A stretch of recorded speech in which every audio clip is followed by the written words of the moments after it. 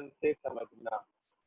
सबसे पहले मैं आपको डिमांड की डेफिनेशन बता दूं। डिमांड वो सारी चीजें हैं, जैसे जो भी मैं मांगता हूँ ना, किसी से मुझे वो चाहिए, मुझे वो चाहिए, मुझे वो चाहिए, ठीक है, नॉर्मली डिमांड इसको कहते हैं। ठीक है, इकोनॉमिक्स टर्म्स में डिमांड का क्या मतलब होता है, डेफिनेशन देखिए। Demand refers to the demand refers to the quantity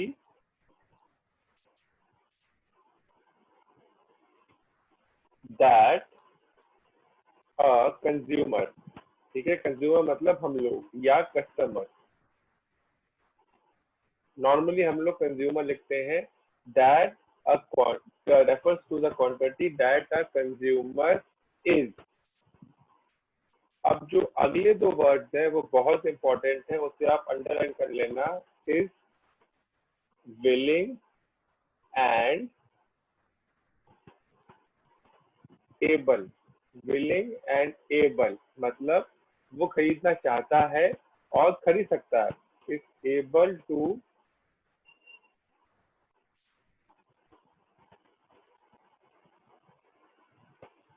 purchase at a given price.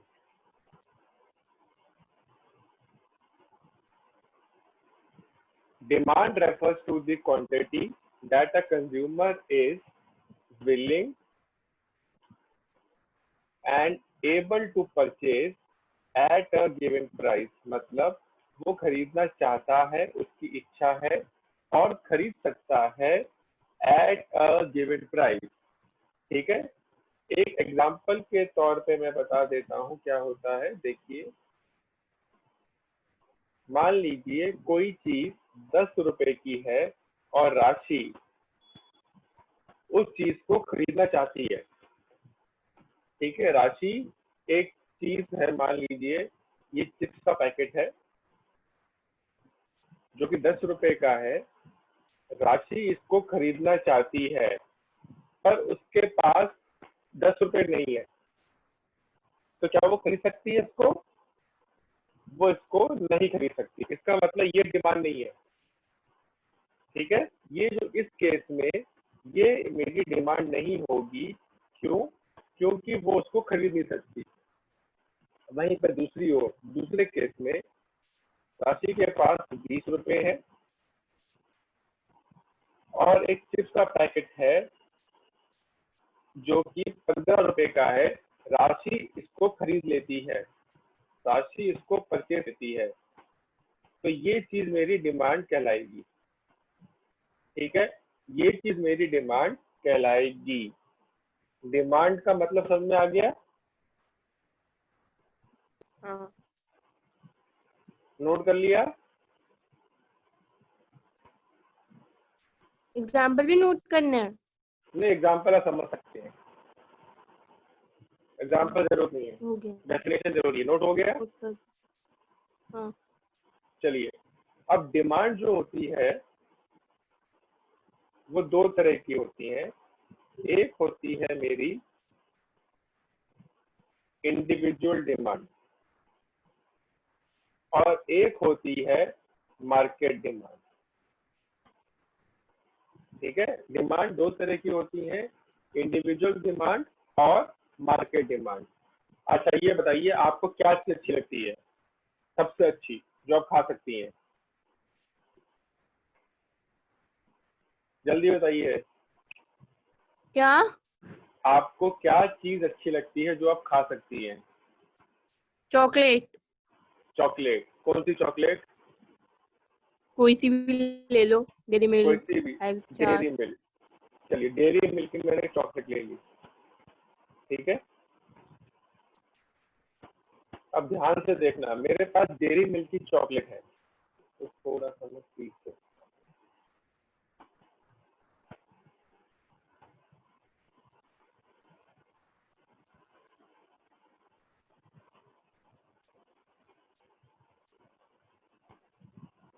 Note. ये मेरे पास डेयरी मिल्क की चॉकलेट है। ठीक है, डेयरी मिल्क चॉकलेट। अब राशि जो है वो कितनी ये चॉकलेट खा सकती है, ठीक है। राशि ये डेयरी मिल्क चॉकलेट कितनी खा सकती है वो कहलाएगी मेरी इंडिविजुअल डिमांड, ठीक है। इसकी प्रॉपर क्वांटिटी डेफिनेशन नहीं लिखवाओगे? लिखवाऊंगा, पहले समझ। क्वांटिटी दैट राशि कैन ईट, पहले नोट समझो। करना है ये? कर सकते हैं ना, अगर आप मतलब समझ गए ना फिर तो इंग्लिश सीखनी है बस। डेयरी मिल्क चॉकलेट हाँ, राशि कितनी खा सकती है वो हो जाएगा इंडिविजुअल डिमांड, ठीक है। और अब ध्यान से देखना, हाउ मैनी पीपल ईट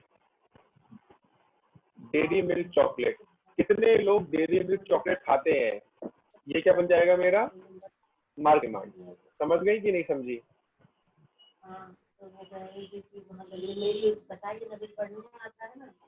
समझ गई कि नहीं समझी?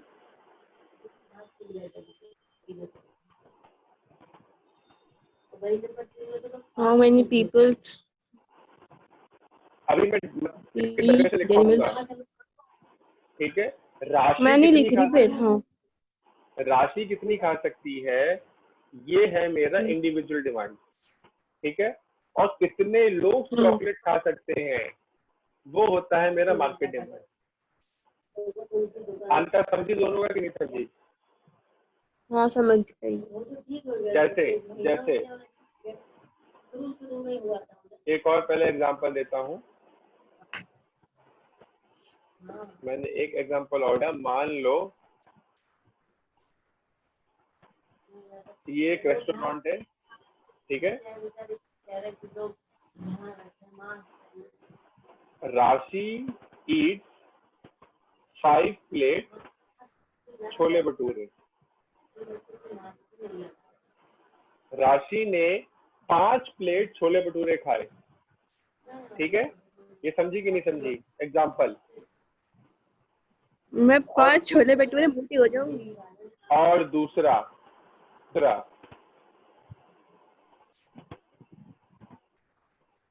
Chole bhature eat by is eaten by हाँ 100 eaten by people, is eaten by 100 people।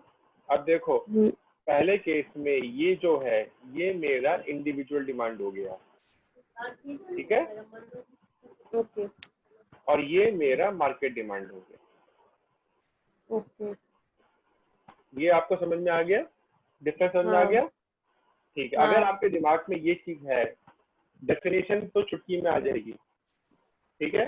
बस ये एग्जांपल ध्यान रखना कि अगर मैं एक जने की बात करूं कि एक जना वो कितना खाता है वो होता है इंडिविजुअल डिमांड, कितने लोग उसको खाते हैं वो हो जाएगा मेरा मार्केट डिमांड, ठीक है।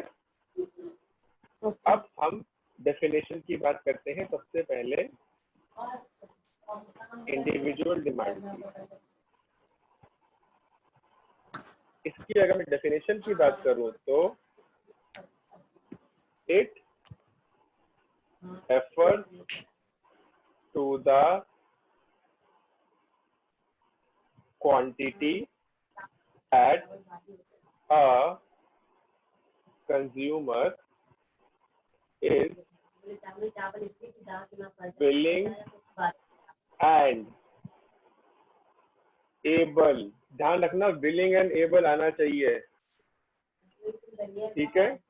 able to buy at given price level, ये दोनों वर्ड बहुत इंपॉर्टेंट हैं, willing and able, ठीक है। It refers to the quantity that a consumer is willing and able to buy, ठीक है। क्लियर हुआ? हाँ रुक जा नोट कर लूं। हाँ, कर लीजिए।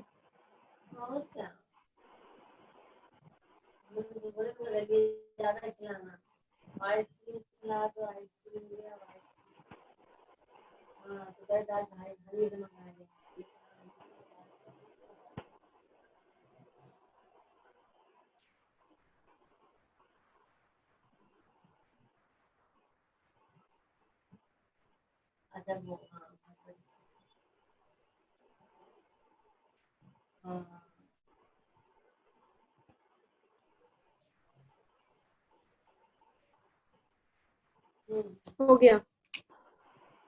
ठीक है, individual demand it refers to the quantity that a consumer is willing and able to buy at a given price level. अब दूसरा जो है वो आता है मार्केट डिमांड। ठीक है, मार्केट डिमांड में आपको कुछ नहीं करना है, यहाँ पे और लगा देना है बस, और यहाँ पर आपको आर लगा देना है। ठीक है, बाकी पूरी की पूरी डेफिनेशन सेम रहेगी। It refers to the quantity that all consumers are willing and यहाँ पे ऐसा लग जाएगा all consumers are willing and able to buy at given price level।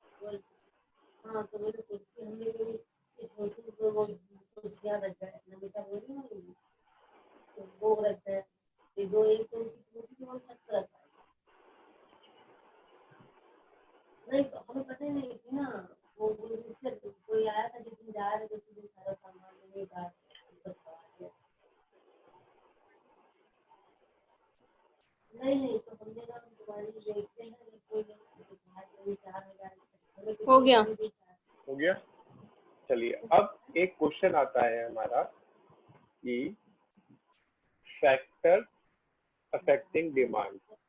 ठीक है, क्वेश्चन है वो ही, हेडिंग बना लीजिए, क्वेश्चन भी आ सकता है, फैक्टर्स अफेक्टिंग डिमांड।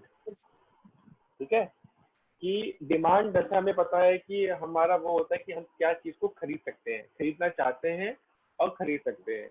तो हमारे जो, मान लो हम कुछ खरीदना चाहते हैं, तो क्या क्या चीजें हैं जो उस पर इम्पैक्ट डालती हैं, उसे कहते हैं फैक्टर्स अफेक्टिंग डिमांड। ठीक, अब ये बताइए सबसे पहले, अगर आप कोई चीज खरीदने जाएंगी, ठीक है, तो क्या? सबसे पहले अगर आपको कोई चीज खरीदनी है, हाँ, तो सबसे पहले आप क्या देखेंगी? प्राइस। प्राइस। ठीक है, अभी लिखिए मत। नहीं, सबसे पहले मैं कपड़े का कॉल, हाँ पहले प्राइस, हाँ पहले प्राइस। प्राइस, ठीक है, सबसे पहले तो प्राइस आएगा। हाँ, अच्छा, दूसरा आएगा कि कपड़े की क्वालिटी। क्वालिटी देखेंगी। ठीक है, हम्म, और तीसरा आपकी पसंद की है कि नहीं है, ये भी देखेंगी। हाँ, एक ये भी होना चाहिए।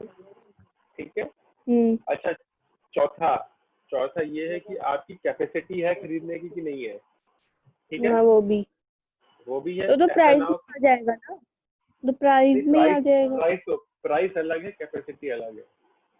प्राइस अरे मान हाँ, लीजिए, और मान लीजिए प्राइस 100 रुपए का है, हाँ, लेकिन आपको पैसे मिले 100 रुपए, तो आप खरीद पाएंगी? क्या क्या बोला आपने? आपकी प्राइस है 100 रुपए, मान लीजिए प्राइस है 100 रुपए, ठीक, लेकिन उस टाइम में आपके पास 100 रुपए नहीं है, तो क्या खरीद सकती है? नहीं। ठीक है, तो ठीक है, यही 4 चीजें हैं लगभग जो आप करती हैं, हो सकती हैं। हाँ, तो यही मेरा आंसर हो गया। देखो, आपने बताया इसका आंसर, मैंने नहीं बताया है। अब देखो, आपको आती है, इसका मतलब आपको इकोनॉमिक्स आती है। ठीक है, बस अब इसको अच्छे से लिखना है। इकोनॉमिक्स में इसका क्या आंसर होगा मैं वो बताता हूँ। ठीक, तो सबसे पहले इकोनॉमिक्स में जो फैक्टर्स इम्पैक्ट डालते हैं वो क्या होता है, एक होता है मेरा प्राइस ऑफ ए गुड। ऐसे ही लिखूं मैं भी? जी हाँ, ऐसे लिखिए, प्राइस ऑफ ए गुड। ठीक, सबसे पहले पॉइंट में it is the most important factor. सबसे पहले हम कपड़े की जब लेने जाते हैं हम क्या पूछते हैं, भैया ये कितने का है? तो प्राइस ही It सबसे is इम्पोर्टेंट फैक्टर है। It is the most important factor affecting the demand. सबसे इम्पोर्टेंट फैक्टर है। आगे याद रखना, normally there exists an inverse relation between price and commodity। ध्यान रखना, प्राइस और कमोडिटी में हमेशा इनवर्स रिलेशन होता है। इनवर्स का ये मतलब होता है अगर प्राइस बढ़ेगा तो कमोडिटी की डिमांड गिरेगी, वहीं पे अगर कोई चीज मेरी सस्ती होगी तो उसकी डिमांड मेरी बढ़ी जाएगी। ठीक है, जैसे कोई चीज सस्ती हो जाती है एकदम से, लोग उसके लिए खरीदने भागते हैं, वहीं पे वो चीज महंगी हो जाए तो कोई नहीं आता। इस टाइप के रिलेशन को मैं कहता हूँ इनवर्स रिलेशन। ठीक है, ये समझ गई? हाँ, रुक जा, नोट कर लेने दो।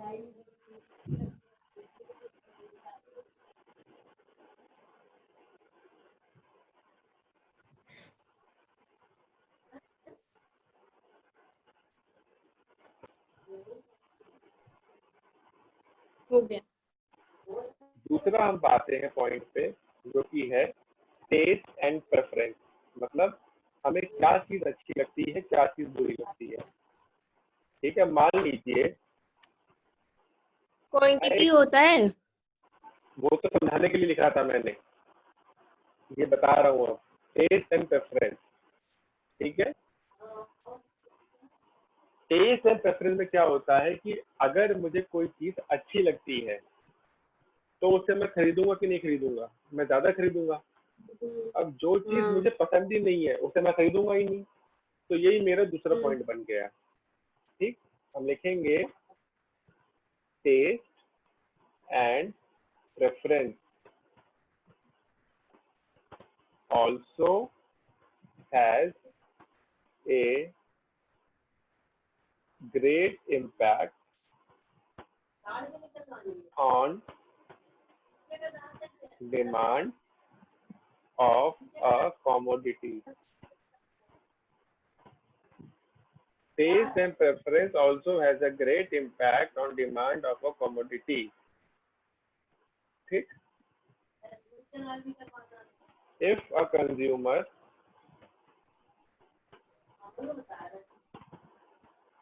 does not has a taste for a particular commodity,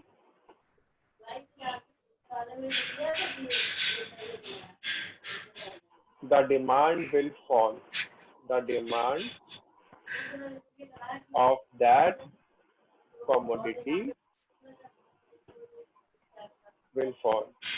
ठीक है, मतलब अगर मुझे कोई चीज अच्छी नहीं लगती है तो मैं वो नहीं खरीदूंगा, ऑटोमेटिकली उसकी डिमांड मेरी कम हो जाएगी। ठीक, एंड वाइसा वर्सा। वाइसा वर्सा का मतलब होता है इसका बिल्कुल उल्टा।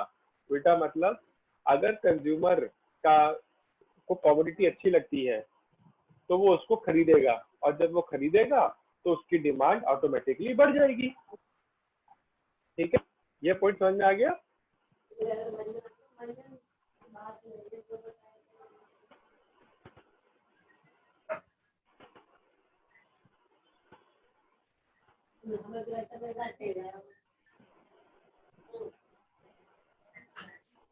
आपने ये लिख लिया? हाँ, लिख रही हूँ, 2 मिनट बस।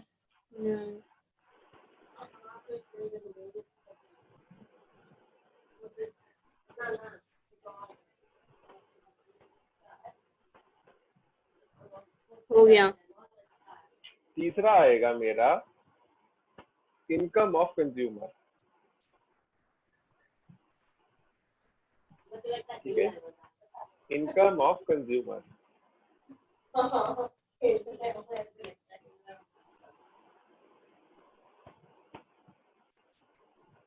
income of a consumer also has an effect on demand.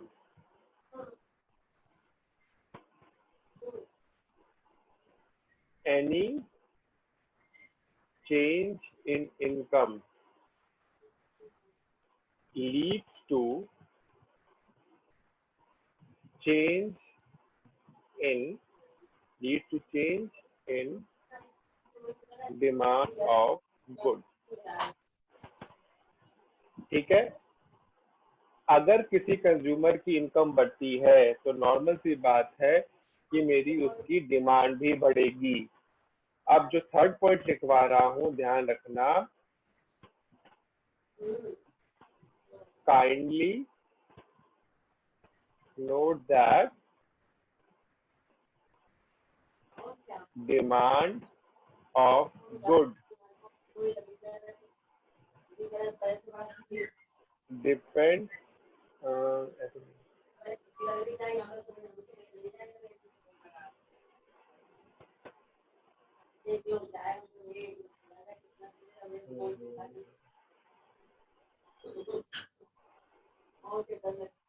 हाँ लिख रहा हूँ, ये है no kindly note that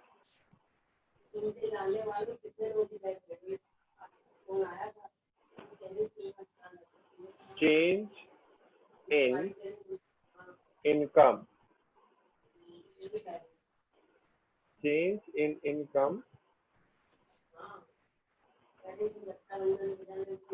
affects the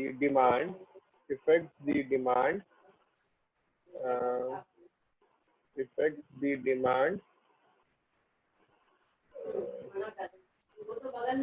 क्या लिखे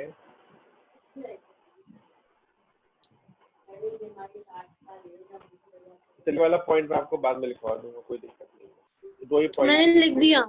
काट दीजिए, कोई दिक्कत नहीं है।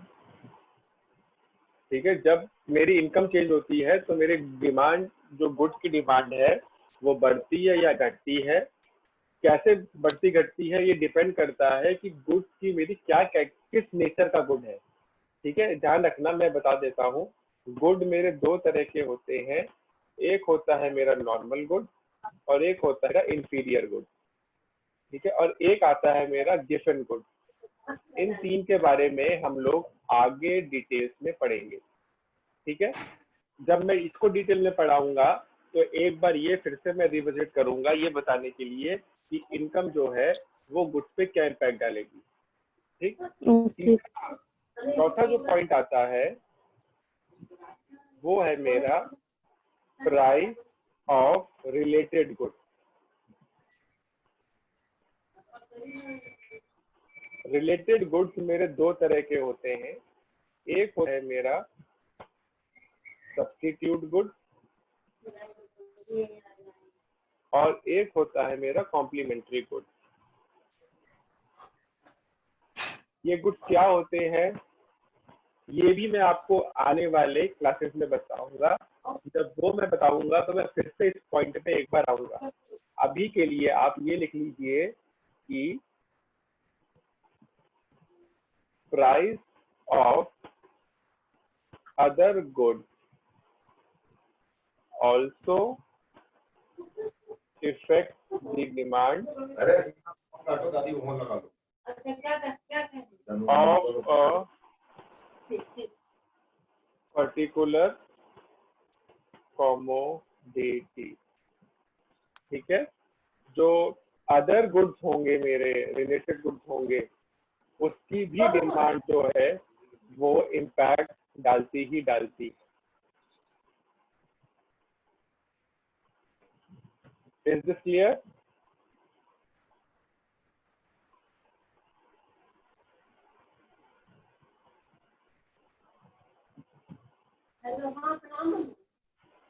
क्या ये आपको क्लियर है?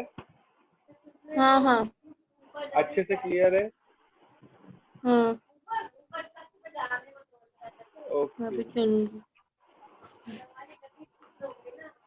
अब हम एक बार वोट कर लेते हैं। अभी तो हमने बात किया था इंडिविजुअल की, ठीक है। अभी जितने भी हमने डिस्कस किए थे वो था मेरा इंडिविजुअल का। अच्छा, एक और पॉइंट होता है, वो होता है इसी में लिखना। हाँ, इसी में लिखना है, एक्सपेक्टेशन ऑफ प्राइस। ठीक है, जैसे इसमें क्या लिखेंगे, मान लो अगर कंज्यूमर को लगता है कि आने वाले टाइम में मेरा जो प्राइस है वो कम होगा, तो डिमांड जो है वो गिर जाएगी। ठीक है, वहीं अगर उसको लगेगा कि प्राइस जो है वो बढ़ने वाला है, तो वो उसकी डिमांड एकदम से बढ़ जाएगी। ये नॉर्मली पेट्रोल के केस में होता है। आपने सुना होगा कि सरकार ने अगर बोला कि भैया आज रात से पेट्रोल की कीमत 2 रुपए बढ़ रही है, ठीक, तो लोग क्या करते हैं, उसी दिन पेट्रोल पंप में आपको बहुत लंबी लाइनें लगेंगी। वहीं पर अगर सरकार ने बोला कि 3 दिन के बाद प्राइस की कीमत कम हो जाएंगी, तो आप देखेंगे 3 दिन तक नॉर्मली पेट्रोल पंप में भीड़ ही नहीं, क्योंकि सबको पता है कि 3 दिन के बाद प्राइस चेंज होने वाला है। ठीक है, तो एक्सपेक्टेशन ऑफ प्राइस भी बहुत इम्पैक्ट डालता है। समझ गए पॉइंट? हाँ। अच्छा, चलिए अब हम आपको बताते हैं, वो जो अभी बताया था मैंने वो था मेरा इंडिविजुअल डिमांड का। अब बताएंगे फैक्टर अफेक्टिंग मार्केट डिमांड।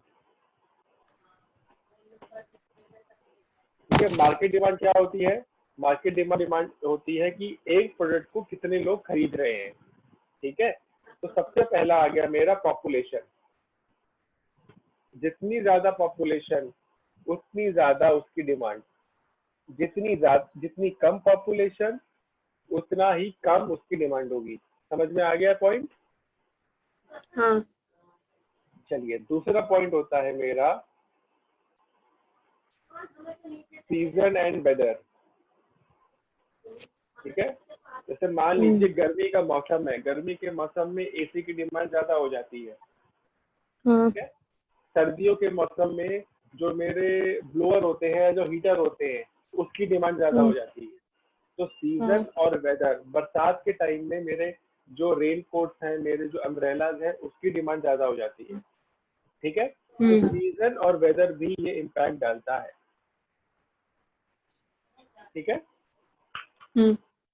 अच्छा, तीसरा आता है मेरा डिस्ट्रीब्यूशन ऑफ इनकम। तीसरा आता है मेरा डिस्ट्रीब्यूशन ऑफ इनकम। ठीक है, अगर मेरी जो इनकम जो डिस्ट्रीब्यूट हो रही है वो अनइवन है। अनइवन का मतलब यह है कि किसी को ज्यादा मिल रही है, किसी को कम मिल रही है एक पर्टिकुलर एरिया में। ठीक है, तो ऑटोमेटिकली मेरी जो मार्केट डिमांड है वो कम हो जाएगी। वहीं पे अगर वो इवन है कि सबको बराबर मिल रही है, लगभग लगभग एक एरिया, मान लो ये मेरा एरिया है और यहाँ पर एम्प्लॉयज रहते हैं इस एरिया में। ठीक है, इस एरिया में कुछ एम्प्लॉयज रहते हैं और सबकी तनख्वाह जो है वो 45,000 रुपए है, मान लो सबकी 45,000 है। तो इस एरिया में डिमांड जो होगी वो ज्यादा होगी। वही दूसरा केस अगर मैं लेके चलूं, एक और एरिया है, यहाँ भी बहुत सारे लोग रहते हैं, लेकिन किसी की इनकम है 5,000, किसी की इनकम है 2,000, किसी की 20,000, किसी की इनकम है 30,000, किसी की इनकम है 40,000। ठीक है, इस केस में जो डिमांड है ना वो कम होगी। ये क्लियर हुआ? हाँ।